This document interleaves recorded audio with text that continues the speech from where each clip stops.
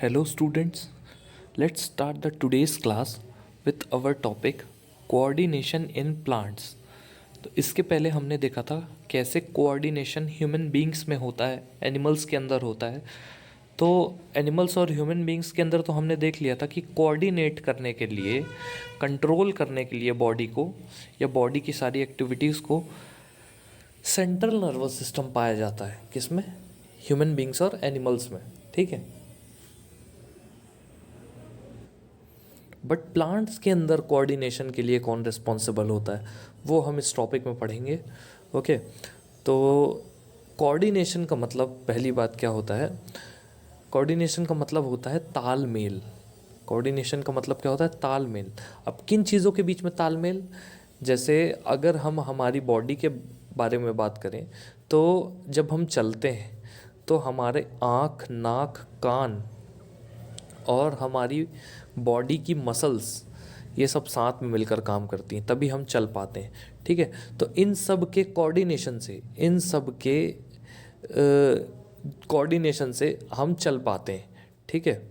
तो इन सब में तालमेल हुआ आपस में, हाथ में तालमेल हुआ, पैर में हुआ, दिमाग के थ्रू आँखों में हुआ, कान में हुआ, तब जाके हम रोड क्रॉस कर पाते हैं या चल पाते हैं। ठीक है। तो कोऑर्डिनेशन का सिंपल मतलब क्या होता है? तालमेल। तो अब हम किस में तालमेल की बात करेंगे? प्लांट्स में, कि प्लांट्स कैसे तालमेल बैठाते हैं अपने बॉडी में। क्योंकि ह्यूमन बींग्स और एनिमल्स की बात करें तो ह्यूमन बींग्स और एनिमल्स में तो प्रॉपर सेंट्रल नर्वस सिस्टम पाया जाता है, ब्रेन पाया जाता है, स्पाइनल कॉर्ड पाई जाती है कोऑर्डिनेशन के लिए। बट प्लांट्स में ऐसा कोई सिस्टम जो है वो पाया नहीं जाता है। ओके, तो चलिए अब मैं रीड करता जाऊंगा लाइन बाय लाइन और आपको एक्सप्लेन करता जाऊंगा कि एनसीईआरटी में क्या लिखा हुआ है कोऑर्डिनेशन इन प्लांट्स में। Okay, animals have a nervous system for controlling and coordinating the activities of the body. Animals के पास, यानी जानवरों के पास, एक नर्वस सिस्टम होता है। किस लिए? कंट्रोल करने के लिए और कोऑर्डिनेट करने के लिए सारी एक्टिविटीज़ को जो ह्यूमन बॉडी में चलती हैं। लेकिन प्लांट्स के पास ना ही नर्वस सिस्टम होता है और ना ही मसल्स होते हैं। प्लांट्स के पास ना ही नर्वस सिस्टम होता है और ना ही मसल्स होते हैं। तो वो कैसे किसी भी स्टिमुलस को रिस्पॉन्ड करते हैं? वो कैसे जो टच है या सेंस है उसको रिस्पॉन्ड करते हैं? ठीक है। तो आइए हम, जब हम छूते हैं किसको, छुई मुई प्लांट को, या एक मिमोसा फैमिली का एक प्लांट है जिसको हम टच मी नॉट या छुई मुई बोलते हैं। तो जब इस प्लांट की पत्तियों को हम छूते हैं तो इसकी पत्तियां जो है वो बंद हो जाती हैं। ठीक है। कैसे बंद हो जाती हैं? जैसे ये डायग्राम मैं आपको दिखाऊंगा, ये इस डायग्राम में आपको दिख रहा होगा कि जो पहला वाला डायग्राम है उसमें पत्तियां खुली हुई हैं। ठीक है। जैसे ही आपने उसको छुआ, वो जैसे सेकंड डायग्राम में पत्तियां बंद है वैसा शेप हो जाता है पत्तियों का। ओके, तो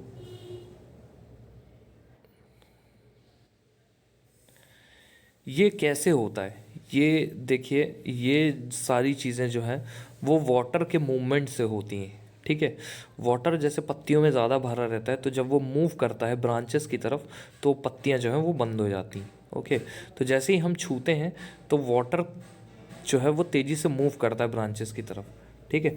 व्हेन अ सीड जर्मिनेट्स, जब एक बीज उगता है, द रूट गोज डाउन, जड़ जो है वो नीचे जाती है, स्टेम ऊपर आती है। क्या होता है? Firstly the leaves of the sensitive plant move quickly in response to touch. जो पत्तियां हैं किसकी? सेंसिटिव प्लांट की। किस सेंसिटिव प्लांट की? टच मी नॉट या कोई और। तो वो बहुत तेज़ी से रिस्पॉन्ड करती हैं टच के लिए। ठीक है। There is no growth involve in this moment, कोई ग्रोथ तो नहीं होती इस मोमेंट में, लेकिन हाँ प्योर मूवमेंट जो है वो होता है। कैसे? ऑन द अदर हैंड,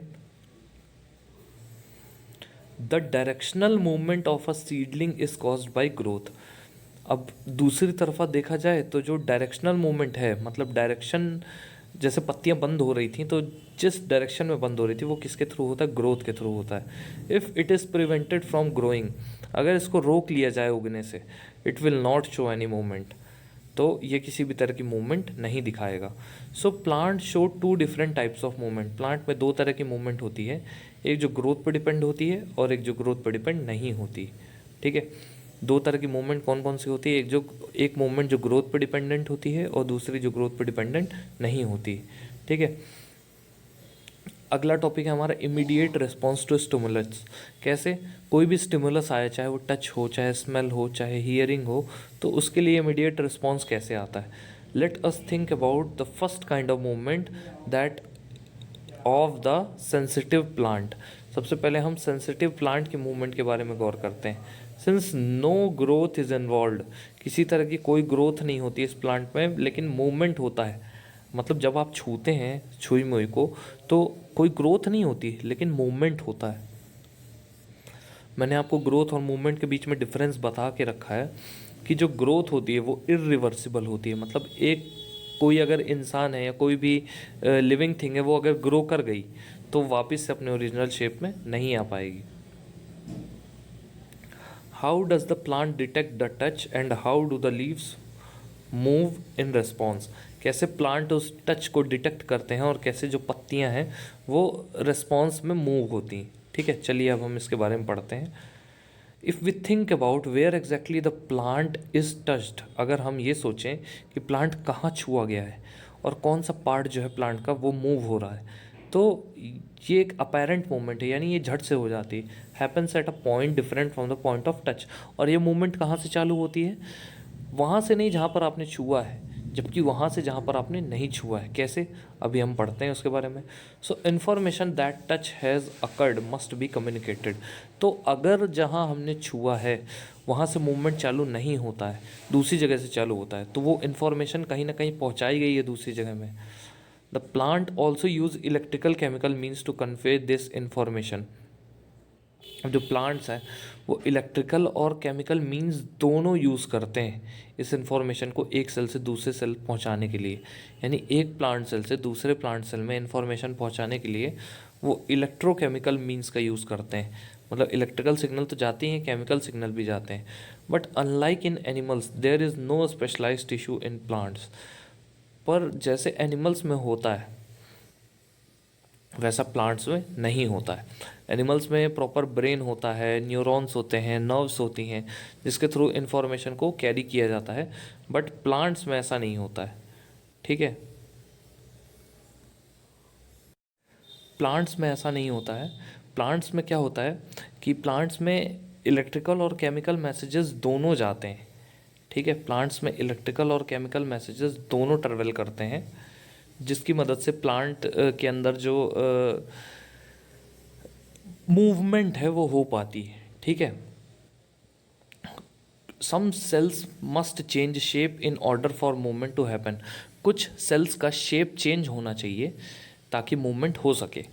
ठीक है, जैसे पानी अगर भरा रहेगा, ठीक है, पानी अगर भरा रहेगा सेल में, तो उस पानी को तुरंत निकलना ज़रूरी है उससे, ताकि मूवमेंट हो सके। ठीक है, तो मूवमेंट जो है वो वाटर के मूवमेंट से होती है। कैसे, अमाउंट ऑफ वाटर अगर चेंज होता है, पानी ज़्यादा भरा है, ज़्यादा से कम हो जाए तो मूवमेंट हो जाएगी। ठीक है, रिजल्टिंग इन स्वेलिंग और shrinking and therefore in changing shapes. Swelling और श्रिंकिंग मतलब फूलना और पचकाने में वाटर का बहुत बड़ा रोल है।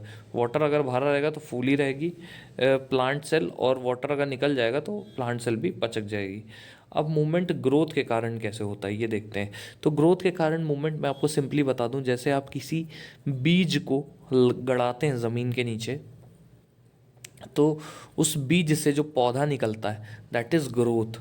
ओके, तो some plants like the pea, pea यानी मटर का आपने प्लांट देखा होगा, तो वो कैसे दूसरे प्लांट में लिपट लिपट के क्लाइंबर की तरह, जैसे मनी प्लांट होता है उसी तरह ऊपर जाता जाता है। ठीक है, किसकी मदद से, टेंड्रिल्स की मदद से। टेंड्रिल्स क्या होती हैं, टेंड्रिल्स ऐसे कर्ल शेप में टहनियाँ होती हैं पतली पतली, है ना, जो कि प्लांट को पकड़ के ऊपर जाने का काम करती हैं। मतलब जैसे प्लांट के जो टेंड्रिल्स होते हैं वो दूसरी टहनियों और पत्तियों में गोल गोल घूम के लिपट जाते हैं ताकि मूवमेंट हो सके। Okay, these tendrils are sensitive to touch. ये जो टेंड्रिल्स हैं ये टच के सेंसिटिव हैं। When they come in contact with any support, जब वो किसी सपोर्ट के कांटेक्ट में आते हैं, the part of the tendril is in contact with the object does not grow rapidly as the part of the tendril away from the object. कि जो tendril जिस चीज़ को पकड़ना चाहती, ठीक है, सपोज कोई टहनी है जिसको पकड़कर टेंड्रिल को उससे लिपट कर ऊपर जाना है, तो टेंड्रिल उसकी तरफ बढ़ती जाती, ठीक है। This causes the tendril to circle around the object and thus cling to it. इसीलिए जो टेंड्रिल है वो धीरे धीरे गोल गोल घूमकर सर्कल्ड हो जाती है और उससे जो है लिपट जाती है। More commonly plant respond to stimuli slowly by growing in a particular direction. Plant जो है वो स्टिमुलस को कैसे रिस्पॉन्ड करते हैं, धीरे धीरे एक पर्टिकुलर डायरेक्शन में बढ़ के, because this growth is directional. ये जो ग्रोथ होती है ये डायरेक्शनल होती है, मतलब एक ही डायरेक्शन में ग्रोथ होती है। It appears as if the plant is moving. ऐसा लगता है कि प्लांट जो है वो मूव कर रहा है, लेकिन ये हो रही है ग्रोथ। आपने देखा होगा कि जो मनी प्लांट वगैरह रहता है कैसे छोटा सा रहता है, फिर धीरे धीरे धीरे धीरे उनमें टेंड्रिल्स निकलती हैं और वो कैसे उग के बड़ा होता जाता है, ठीक है। तो वो जो बड़ा हो रहा है, वो जो बड़ा हो रहा है वो मूवमेंट नहीं है, वो ग्रोथ है, ठीक है। Let us understand this type of movement with the help of an example. अब इस तरह के मूवमेंट को हम एक एग्जाम्पल से समझने की कोशिश करते हैं। पहला एक्टिविटी 7.2। 7.2 एक्टिविटी है, fill a conical flask with water. एक कॉनिकल फ्लास्क, कॉनिकल फ्लास्क क्या होता है, ये होता है कॉनिकल फ्लास्क, ठीक है। तो इस कॉनिकल फ्लास्क को एक पानी से भर लीजिए आप, ठीक है। इस कॉनिकल फ्लास्क को किससे भर लीजिए आप, पानी से भर लीजिए। फिर क्या करना है, cover the neck of the flask with a wire mesh. जो नेक है फ्लास्क की उसको एक वायर मैश से कवर कर लीजिए। Keep 2 or 3 freshly germinated bean seeds on the wire mesh. 2 या 3 फ्रेशली जर्मिनेटेड जो बीन सीड है ना, वो आप उस पर लपेट लीजिए। Take a cardboard box which is open from one side. एक कार्डबोर्ड बॉक्स ले लीजिए जो कि एक साइड से खुला हुआ है। Keep the flask in the box in such a manner that the open side of the box faces the light coming from the window. इस बॉक्स को ऐसा रखिए कि जैसे जो ओपन साइड है, देखिए कौन सा हिस्सा खुला हुआ है, सामने वाला, तो वो विंडो की तरफ रहे और वहाँ से सनलाइट आ सके। जैसे इस पोजीशन में रखा हुआ है ऐसे ही रखना है, ठीक है। आफ्टर 2 or 3 days, 2-3 दिन बाद, you will notice that the shoots bend towards light and root away from the light. 2 या 3 दिन बाद आप क्या देखेंगे, जो शूट है यानी जो टहनी, वो लाइट की तरफ बेंड करती है, लेकिन जो रूट है वो लाइट के ऑपोजिट चली जाती है, ठीक है। Sorry. Now turn the flask so that the shoots are away from the light and roots are towards the light. अब इस फ्लास्क को आप टर्न कर दीजिए, मोड़ दीजिए, ताकि जो रूट्स हैं वो लाइट के दूर चले जाएं और शूट जो हैं वो लाइट के ऊपर चले जाए। रूट और शूट, रूट तो आपको पता है, ये जो नीचे जड़ें दिख रही हैं रेड कलर की, ये रूट्स हैं। शूट क्या है, ये जो ऊपर वाला ग्रीन हिस्सा है जिसमें पत्तियाँ और टहनियाँ हैं, वो क्या होता है, शूट होता है, ठीक है। ये जो ऊपर वाला हिस्सा है प्लांट का जिसमें पत्तियाँ और टहनियाँ हैं, वो कहलाता है शूट, ओके।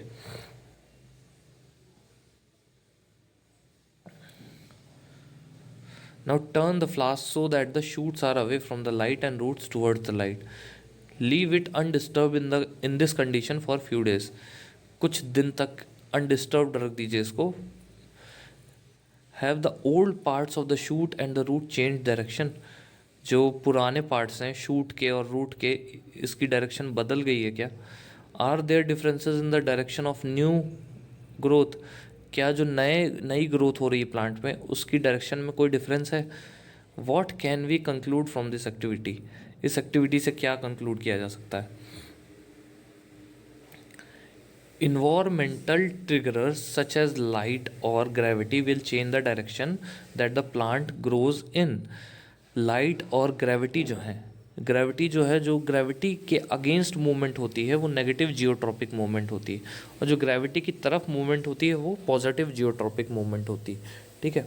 ऐसे ही लाइट में भी है, लाइट में फोटोट्रॉपिक मूवमेंट होती है। तो पॉजिटिव फोटोट्रॉपिक मतलब लाइट की तरफ प्लांट अगर झुक रहा है तो पॉजिटिव फोटोट्रॉपिक मूवमेंट हो जाएगी, और अगर लाइट की तरफ नहीं झुक रहा है तो नेगेटिव फोटोट्रॉपिक मूवमेंट हो जाएगी।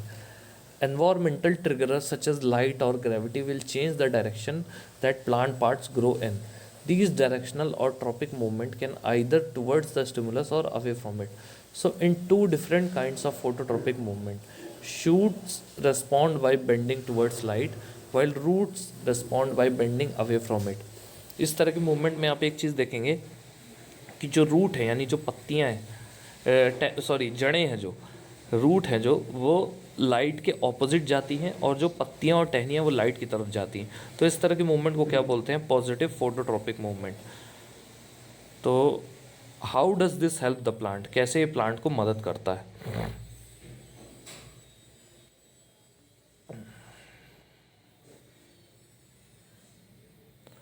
Plant show tropism in response to other stimuli as well.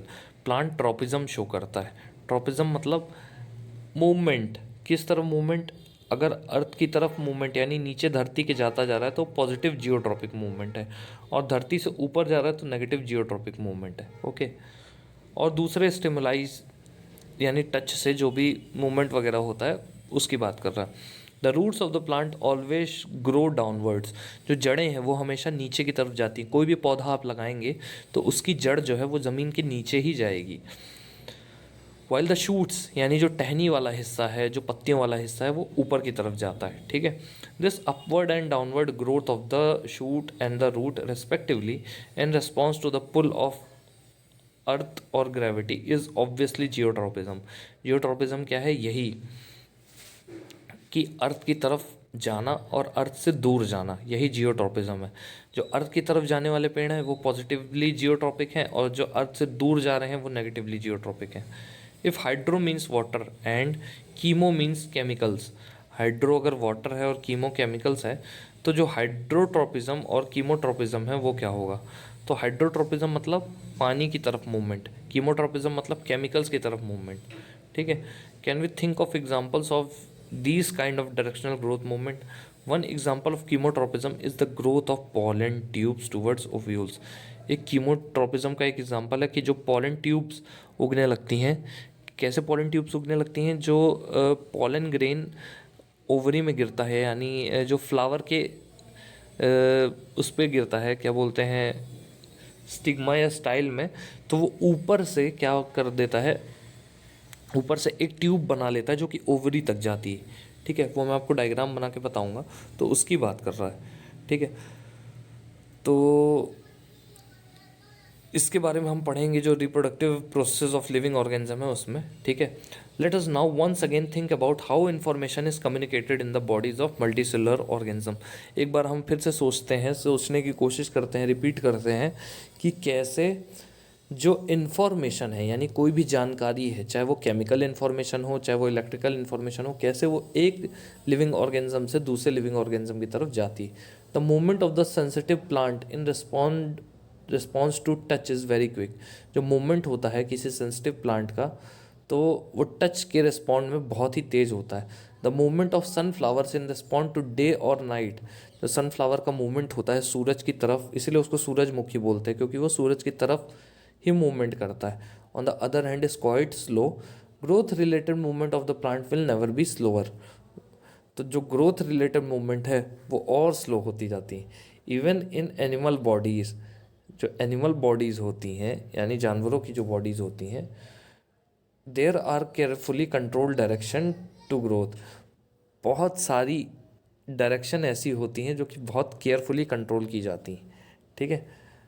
Growth की, our arms and fingers grow in certain direction. हमारी जो हाथ है और हमारी जो उंगलियां हैं वो एक पर्टिकुलर डायरेक्शन में ग्रो करती हैं। ये ऐसा अचानक नहीं होता है, ये कंट्रोल्ड होती हैं ये चीज़ें। So growth movements can either be slow और fast.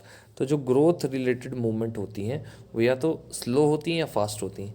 If fast responses to stimuli are to be made, अगर बहुत ही तेज़ रेस्पॉन्स अगर बनाए रखना है, information transfer must happen very quickly. तो इंफॉर्मेशन का जो ट्रांसफ़र है वो बहुत ही तेज़ी से होगा। For this the medium of transmission must be able to move rapidly. जो मीडियम ऑफ ट्रांसमिशन है वो बहुत ही रैपिड होगा।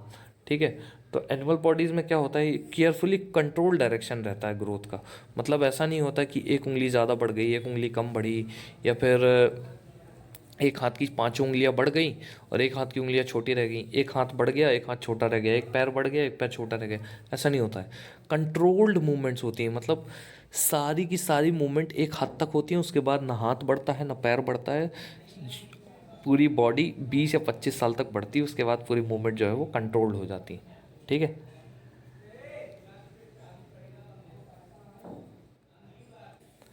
If fast responses to stimuli are to be made, information transfer must happen very quickly. अगर बहुत तेज़ी से अगर कोई रिस्पॉन्स अगर किया जाए तो इन्फॉर्मेशन का ट्रांसफ़र जो है वो बहुत ही तेज़ी से होता है। For this the medium of transmission must be able to move rapidly. जो मीडियम ऑफ ट्रांसमिशन है उसको बहुत तेज़ी से मूव होना होगा, चाहे वो ब्लड हो, चाहे वो इलेक्ट्रिकल इम्पल्सेस हो, चाहे कुछ भी हो। तो electrical impulses are an excellent means for this. जो इलेक्ट्रिकल इम्पल्सेस होते हैं वो बहुत ही तगड़े एक मीडियम होते हैं इन रिस्पॉन्सेस के लिए। But there are limitations to the use of electrical impulses. पर कुछ लिमिटेशन है। लिमिटेशन क्या है? लिमिटेशन का मतलब क्या होता है? कुछ बाधाएं हैं इलेक्ट्रिकल इम्पल्सेस में। क्या? Firstly they will reach only those cells that are connected by nervous tissue. वो उन्हीं सेल के पास पहुंचेगी जो नर्वस टिश्यू या न्यूरॉन से कनेक्टेड है, अदरवाइज वो किसी सेल तक नहीं पहुंचेगी। Firstly they will reach only to those cells that are connected by nervous tissue, not each and every cell in the human body, हर सेल में नहीं। ठीक है। मतलब अगर सिर्फ जहाँ पर न्यूरॉन्स या नर्व्स पाई जाएंगी, सिर्फ उन्हीं सेल्स में ये इलेक्ट्रिकल इम्पल्सेस जो हैं ये बिखरेंगे, बाकी और किसी सेल में नहीं बिखरेंगे। ठीक है। Secondly, once an electrical impulse is generated, अगर कोई इलेक्ट्रिकल इम्पल्स जनरेट हो गया है सेल में और ट्रांसमिट हो गया है, यानी वहाँ से छूट गया है, the cell will take some time to rest its mechanism before it can generate and transmit a new impulse. दूसरा क्या है कि एक बार ये इलेक्ट्रिकल इम्पल्स जनरेट हो गया और ट्रांसमिट हो गया तो सेल को कुछ समय लगेगा अपने मैकेनिज्म को रीसेट करने में। ठीक है। Before it can generate a new impulse, किसके पहले? कि वो एक नया इम्पल्स जो है वो जनरेट और ट्रांसमिट कर सके। In other words, cells can not continually create and transmit electrical impulses. दूसरे शब्दों में देखा जाए तो जो सेल्स हैं वो कंटिन्यूसली कोई रिस्पॉन्स जो है वो ना क्रिएट किए हैं ना ट्रांसमिट किए हैं। ठीक है। ना बनाए हैं ना ट्रांसमिट किए हैं। ठीक है। It is thus no wonder that most multicellular organism use another means of communication between cells. ये सोचने वाली बात नहीं है कि कैसे बहुत सारे मल्टी सेलर ऑर्गेनिज्म जो होते हैं वो दूसरा कम्युनिकेशन का मीन्स चुनते हैं। ठीक है। वो सेल्स के बीच में और केमिकल कम्युनिकेशन एक तरह का होता है। ठीक है। If instead of generating N electrical impulse, अगर किसी इलेक्ट्रिकल इम्पल्स को ना जनरेट किया जाए तो stimulated cells release a chemical compound. अगर किसी इलेक्ट्रिकल इम्पल्स को जनरेट ना किया जाए तो जो स्टिमुलेटेड सेल्स हैं, स्टिमुलेटेड सेल्स मतलब जिसमें स्टिमुलेशन होता है, वो एक केमिकल कंपाउंड को रिलीज़ करते हैं। This compound would diffuse all around the original cell. ये जो कंपाउंड है जो भी रिलीज़ करते हैं वो सारे सेल्स के किनारे किनारे आ जाएगा। If other cells around have the means to detect this compound using special molecule on their surfaces, then they would not be able to recognise information and even transmit it. अगर cells के पास ये पहचानने की ताकत नहीं होगी कि वो कंपाउंड जो है वो इलेक्ट्रिकल इम्पल्सेस वाला है या फिर वो ट्रांसमिट करेगा इलेक्ट्रिकल इम्पल्स को, तो वो ट्रांसमिट नहीं कर पाएंगे वो सेल्स। ठीक है। This will be slower of course but it is potentially it can potentially reach all the cells of the body. ये सारे सेल्स तक पहुंच सकता है regardless of the nervous connections, and it can be done steadily and persistently. These compound or hormones used by multicellular organism for control and coordination show a great deal of diversity as we would expect. अब ये जो hormones हैं, hormones मतलब chemical messengers. ठीक है। तो ये क्या करते हैं? ये हॉर्मोन्स ब्लड में या फिर लिम्फ में या फिर बॉडी में बहते रहते हैं। ठीक है। इन हॉर्मोन्स के बहने के कारण क्या होता है? इन हॉर्मोन्स के बहने के कारण ये होता है कि जो सेल्स होते हैं वो उनको पर्टिकुलर इन्फॉर्मेशन मिलती रहती है। जैसे अगर एक एक हार्मोन होता है एड्रेनलिन, ठीक है, वो किडनी के ऊपर एड्रेनल ग्लैंड होते हैं, वहाँ से रिलीज होता है। तो एड्रेनलिन क्या काम करता है, जैसे ही आप डर जाते हैं तो एड्रेनलिन आता है, या आपका एक्सीडेंट हो जाता है तो एड्रेनलिन आता है, या आप कहीं से कूद रहे होते हैं तो एड्रेनलिन आता है, या लड़ाई करते हैं तो एड्रेनलिन आता है। तो एड्रेनलिन एक ऐसा हार्मोन है जो कि ट्रिपल एफ हार्मोन है। ट्रिपल एफ का मतलब फियर, फाइट और फ्लाइट हार्मोन। तो इस एड्रेनलिन का काम ये रहता है कि बॉडी को सिग्नल्स के थ्रू वॉर्न कर देता है। वॉर्न कर देता है मतलब जता देता है कि कोई खतरा है, ठीक है। तो हॉर्मोन्स का काम ये होता है। Different plant hormones help to coordinate growth. अलग अलग प्लांट हार्मोन जो होते हैं वो ग्रोथ को कोऑर्डिनेट करने का काम करते हैं, यानी ग्रोथ को बढ़ाने घटाने का काम करते हैं, डेवलपमेंट को बढ़ाने घटाने का काम करते हैं। And responses to the environment, they are synthesise as places away from where they act and simply diffuse to the area of action. तो जो हॉर्मोन्स होते हैं वो वहाँ पर एक्ट नहीं करते जहाँ से वो निकले हैं, जबकि वहाँ एक्ट करते हैं जहाँ जहाँ से वो निकले हैं उससे दूर, ठीक है। अगर हार्मोन कोई आपके सर पे बन रहा है तो वो आपके हाथों में एक्ट करेगा, ना कि आपके सर पे। ओके, अगर आपका हार्मोन कोई आपके हाथों में बन रहा है तो आपके कमर में एक्ट करेगा, ना कि आपके हाथों में। ओके, तो जहाँ से बन रहा है उस जगह पर एक्ट नहीं करता है हार्मोन, ठीक है, वो डिफ्यूज़ हो जाता है। Let us take an example that we have worked with earlier. When growing plants detect light, a hormone called auxin synthesized up shoot tip help the cells to grow longer। जब जो भी plant उग रहे होते हैं उनको light मिलती है, यानी रोशनी मिलती है, चाहे वो सूरज की हो चाहे कुछ भी, तो एक हार्मोन उनके अंदर बनने लगता है जिसका नाम है ऑक्सिन। तो ऑक्सिन कहाँ बनता है, शूट टिप में बनता है, ठीक है, जहाँ से शूट्स निकल रही होती है वहाँ पे बनता है। तो ये ऑक्सिन क्या करता है, ये सेल्स को बढ़ाने में मदद करता है, help the cell to grow longer. When light is coming from one side of the plant, जब लाइट एक तरफ से आती है प्लांट के तो ऑक्सिन जो है वो डिफ्यूज़ हो जाता है, यानी वो भागता है किस तरफ, शेडी साइड में। मतलब ऑक्सिन जो है अगर लाइट वाले हिस्से में बन रहा है तो किधर जाएगा, वो दूसरे हिस्से में जाएगा, ठीक है। The concentration of the auxin stimulates the cell to grow longer on the side of the shoot. जो कंसंट्रेशन है यानी जो इकट्ठा है पन है ऑक्सिन का, वो जहाँ पर वो बन रहा है उससे कहीं दूर हो जाता है। ओके, मतलब हार्मोन बनता कहीं और है और एक्ट कहीं और करता है, ठीक है। मतलब ऑक्सिन भले ही बन रहा है कहाँ पर, पत्तियों में जहाँ पर लाइट पड़ रही है, लेकिन वो जड़ों में जाएगा, ठीक है। Thus the plant appears to bend towards light. इसीलिए जो हार्मोन बनते बनते दूसरे हिस्से में चला जाता है, इसी वजह से प्लांट लाइट की तरफ झुक जाता है। Another example of plant hormone are gibberellins. तो जो जिब्रेलिन्स होते हैं, तो ये जो जिब्रेलिन्स होते हैं ये प्लांट हार्मोन, ये क्या करते हैं, ये ऑक्सिन की तरह ही होते हैं। ये स्टेम की ग्रोथ करवाने में मदद करते हैं। स्टेम यानी तना। तो जो प्लांट का तना है उसकी ग्रोथ करवाने में कौन मदद करता है, जिब्रेलिन्स। ओके, तो ये जो जिब्रेलिन्स होते हैं ये प्लांट की स्टेम की ग्रोथ करवाते हैं। इसी तरह साइटोकाइनिन्स होते हैं। साइटोकाइनिन्स क्या करते हैं, सेल डिवीजन करवाते हैं, ठीक है। तो प्लांट में सेल डिवीजन कौन करवाता है, cytokinins. And it is natural that they are present in greater concentration in areas of rapid cell division. तो ये जितने भी हार्मोन हैं ये बहुत सारे अमाउंट में प्रेजेंट होते हैं। कहाँ प्रेजेंट होते हैं, वहाँ जहाँ पर सेल का डिवीजन होने वाला रहता है, such as in fruits and seeds, ठीक है। फ्रूट्स और सीड्स में खासकर ये हार्मोन प्रेजेंट होते हैं। कौन कौन से, साइटोकाइनिन, जिब्रेलिन्स, ठीक है। But plants also need signals to stop growing. Plant को भी सिग्नल्स की ज़रूरत पड़ती है कि प्लांट अब ग्रो नहीं करें। एब्सिसिक एसिड एक ऐसा हार्मोन है जो कि ग्रोथ को रोकता है। मतलब प्लांट्स में अगर एब्सिसिक एसिड बनने लगे तो इस हार्मोन की वजह से प्लांट की ग्रोथ जो है वो रुक जाएगी। Its effect include wilting of leaves. इसकी जो इफेक्ट है इसमें क्या होता है, विल्टिंग होती है। विल्टिंग मतलब पत्तियों का झड़ना हो जाता है, ठीक है। अगला टॉपिक है हॉर्मोन्स इन एनिमल्स। तो हॉर्मोन्स इन एनिमल्स हम नेक्स्ट लेक्चर में चालू करेंगे, बट इस लेक्चर में हमने क्या क्या पढ़ा है एक बार जल्दी से देख लेते हैं। हमने इस लेक्चर में ये देखा कि